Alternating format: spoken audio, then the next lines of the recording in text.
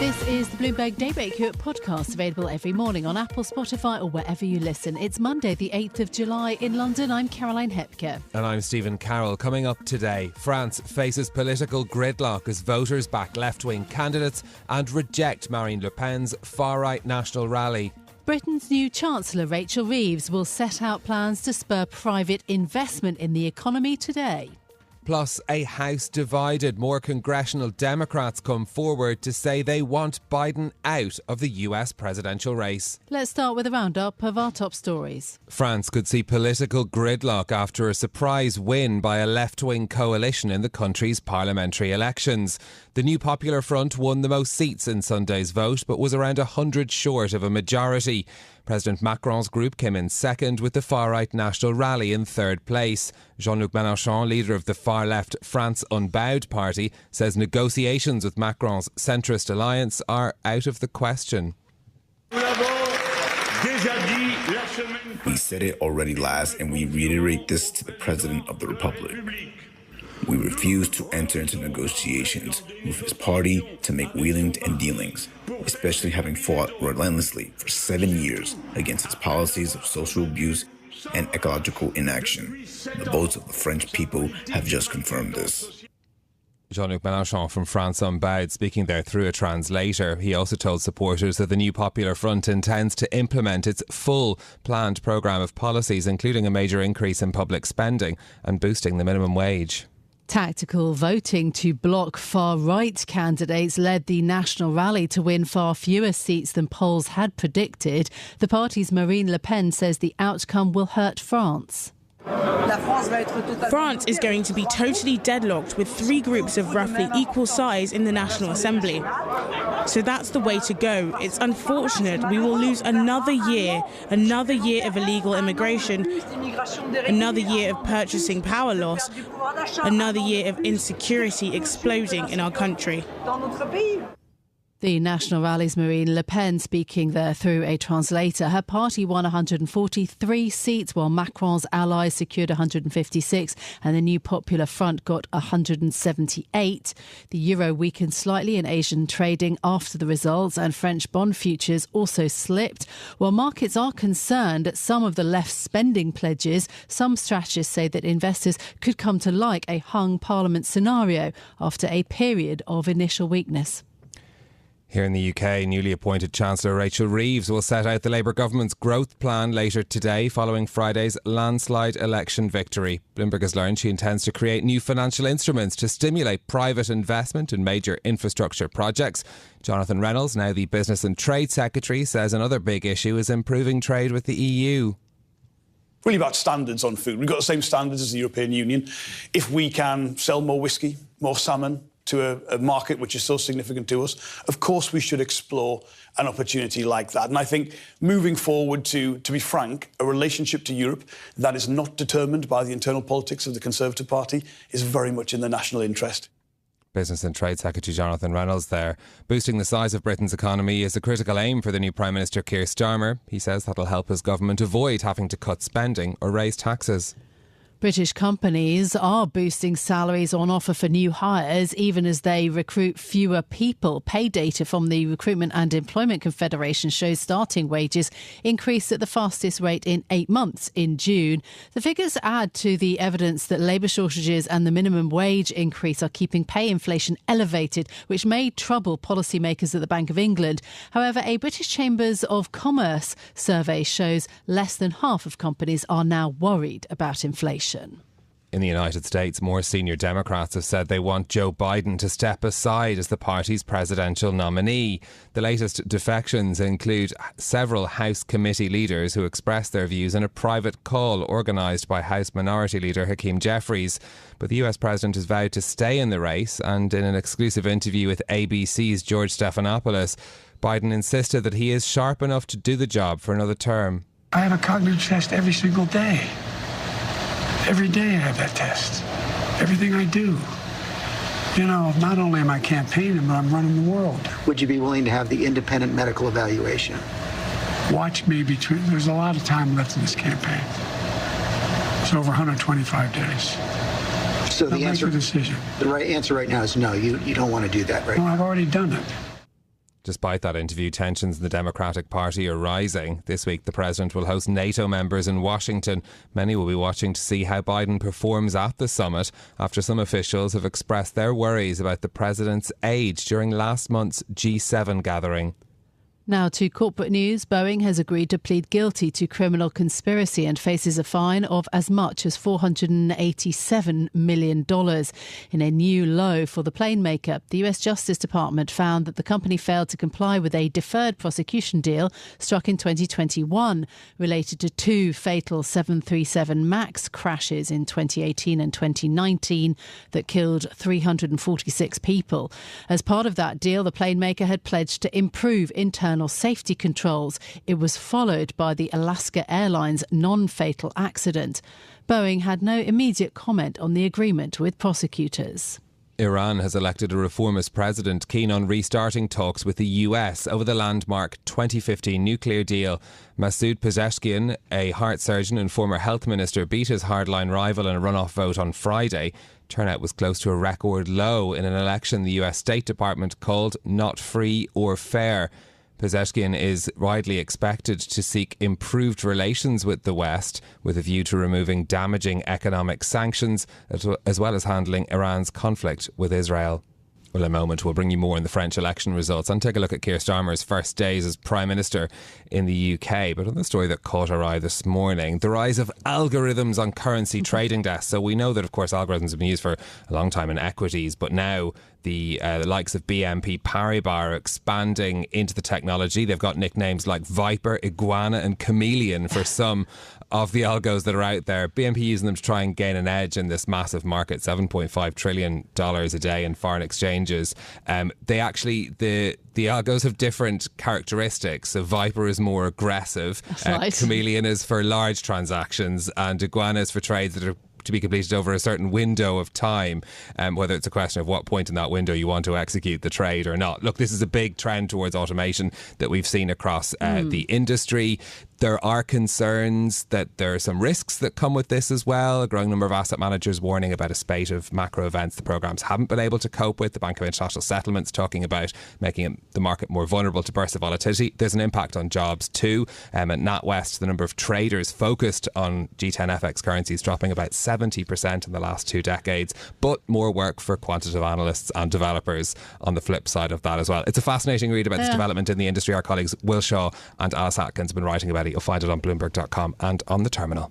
OK, so let's get more then on the results of the French parliamentary elections, including, the surprises that were there. The alliance of left-wing parties won the largest number of seats, with Macron's allies in second and the far-right National Rally in third. But no group secured an overall majority, and building a coalition to govern will be difficult. Our executive editor for Europe, Chad Thomas, joins us now. Good morning, Chad. Should we start with one of the surprises then? The National Rally ended up in third place. I mean, you could hear the frustration of Marine Le Pen in the clip that we just played earlier. What happened? Yeah, good morning, Caroline. She certainly was one of many people who were caught by surprise with the results last night. There was an audible gasp here in the newsroom when we started seeing some of those numbers coming in. Basically, what happened was tactical voting. Both Macron's group and the Left Alliance, they pulled a number of candidates out of races where there were 3 or 4 people competing for this Sunday so that they had a better chance of beating Marine Le Pen's party. This is something that they have done traditionally in previous elections as well. And, ultimately it worked. And although the National Rally had been polling in first place coming into the vote on Sunday, that tactically removing candidates helped the other 2 groups to secure larger numbers of seats in the National Assembly. Of course, one of those surprises as well, a much better performance than had been expected for President Macron's allies, coming in second, down around 100 seats on when the election was called. But is this a victory for them? Yes, Stephen, it's really comes down to the question of how you want to slice it, right?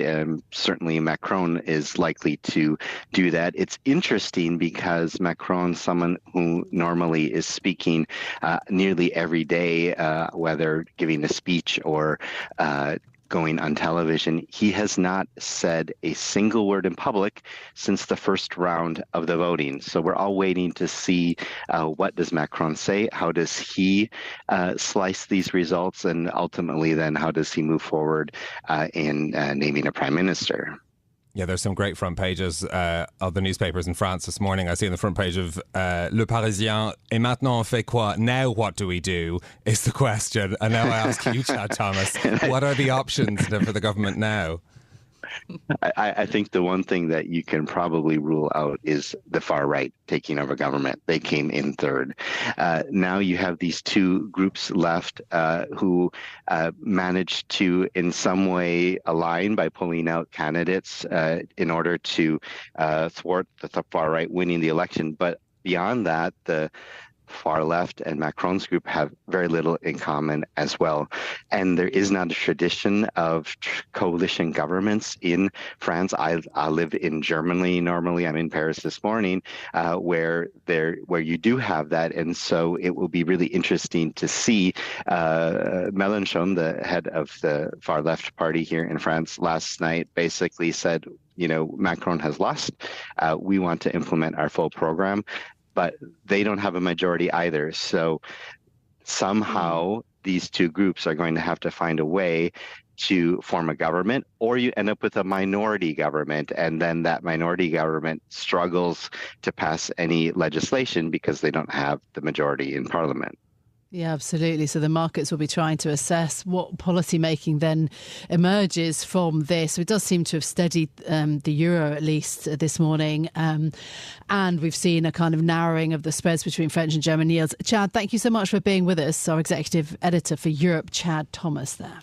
Well, back here in the UK, the Labour Party is in government for the first time since 2010, hitting the ground running. Keir Starmer on a tour of Scotland, Northern Ireland and Wales, having held his first cabinet meeting on Saturday. Today, the Chancellor, Reeves, will speak to business leaders at the Treasury after the party's landslide election victory. Our UK politics reporter James Wilcock is with us for more this morning. Talk us through, James, the flurry of activity we've seen since the Labour win on Friday. Is this a sign of how prepared they were for this moment? The pace of it, certainly, Stephen, is absolutely blinding. I mean, broadly, it breaks down into sort of three sections, like all the various ministerial appointments. So, like you said, most of the shadow ministers we've seen, including Chancellor Reeves, have now become the Chancellor and also the ministers. A few interesting ones, though. You have the Timson CEO, James Timpson, becoming the prisons minister. Now, that is curious because both big business figure, but also someone who I think he said in the past that a third of prisoners shouldn't be in prison. And when you see that the government is likely to face crises quite quickly on both the prisons front, where there is massive overcrowding, and the NHS, it's fascinating they've taken that route. Similarly, you've had Jackie Smith, who's a former Labour politician who's become a peer and now become an education minister, and Patrick Vallance, who people remember from the COVID era as an independent civil servant, now becoming the science minister. So there's this real kind of government of all talents impression coming in. And like you say, that those kind of appointments couldn't be lined up on the hoof. They would have to have been long planned and long prepared. So that's the appointment side. On the sort of diplomacy front, it is astonishing the speed that is going on. Starmer has already been in Scotland. He'll be in Wales, Northern Ireland, the four nations of the UK. And then the Foreign Secretary, David Lammy, has already been to Germany, Poland and Sweden just over the weekend while you all were recovering from the election date. They'll all be going to NATO tomorrow. Defence Secretary John Healey is on a trip to Odessa in Ukraine, has announced more military aid. And so then you've got the policy front, the Rwanda policy, the flagship of Rishi Sunak's policy, gone, dead in the water. We shall hear no more of it. That has been ended on day one. And most of the press report that July 17th will be the date for the King's speech. So next Wednesday, we will get a whole new legislative agenda. Honestly, the pace is astonishing. Yeah, and the King's speech really is the kind of marks the beginning of that legislative process and the agenda. In terms of what we expect then today from Rachel Reeves' speech, I mean, surely we're not going to get any spending and taxation details. That will be left to the budget. But what might she say? Not only because it will be left to the budget, Caroline, but also because Rachel Reeves has made a feature of the election campaign saying, no, absolutely not will Labour be sort of in any way profligate with the public finances, and it's ruled out multiple tax rises. prices. What she will say, though, from multiple sources, including Bloomberg's reporting, is house planning reform. She may reintroduce compulsory house building targets as soon as today, because often that will involve secondary statutory legislation as opposed to a new bill. Expect some immediate loosening of planning red tape that holds back infrastructure spending. And all this is around the theme of bringing in private investment to drive growth, something that the Labour Party knows is absolutely crucial. James, what about the NATO summit? Of course, something important for Keir Starmer coming up as well. What should we be watching out for there? I mean, it'll be fascinating to see how other leaders treat him. You know, the allure of a politician with a big win. There will be some questions over Keir Starmer's pushback of Britain's target to spend 2.5% of GDP on defence, but he'll quite likely be able to get away with that because he has the big win. But sort of in all these things, though, Stephen, it's just this mad roller coaster. You look at what is coming for this UK political calendar. You have NATO, European political community in a few weeks, King's speech, as we mentioned, a US election and the coming budget. But don't lose sight of what sort of the real goals are for Labour as this pace comes out. And it comes back to Rachel Reeves' speech today. Labour aides are very aware of two facts. If growth doesn't pick up and if they don't create policy now to bring growth back, they face some damning fiscal decisions in, say, 18 months or 24 months, according to our own Bloomberg economics estimates. Yeah. And the other is their majority is quite volatile, as Boris Johnson found out just 5 years ago. This is Bloomberg Daybreak Europe, your morning brief on the stories making news from London to Wall Street and beyond. Look for us on your podcast feed every morning on Apple, Spotify and anywhere else you get your podcasts. You can also listen live each morning on London DAB Radio, the Bloomberg Business app and Bloomberg.com. Our flagship New York station is also available on your Amazon Alexa devices. Just say, Alexa, play Bloomberg 1130. I'm Caroline Hepker. And I'm Stephen Carroll. Join us again tomorrow morning for all the news you need to start your day, right here on Bloomberg Daybreak Europe.